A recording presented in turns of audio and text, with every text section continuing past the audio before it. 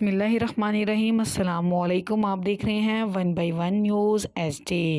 खबर शामिल करते हैं। शादरा पुलिस की कार्रवाई, पतंग फरोश गिरफ्तार। DIG ऑपरेशंस की हदायत पर इंसदाद पतंगबाजी और फरोशी के हवाले से कड़ी निगरानी जारी।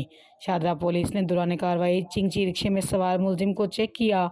मुलजिम के कब्जे से हज़ारों मालियत की केमिकल डोर के 10 बड़े पिन्ने और पतंगे बरामद। मुलजिम लाहौर के मुख्तलिफ मकामात पर पतंगबाजी का सामान फ़रोख्त करता। मुलजिम अली रज़ा के फ़रार होने की कोशिश नाकाम।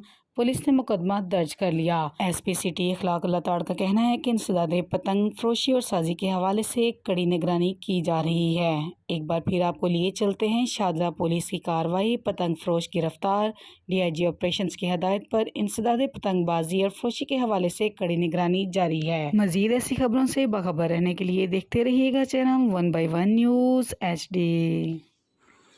YouTube पर हमारे चैनल को लाइक करें, शेयर करें और सब्सक्राइब करें और घंटी का निशान दबाना ना भूलिएगा ताकि आने वाली हर नई वीडियो आपको मौसूल हो सके।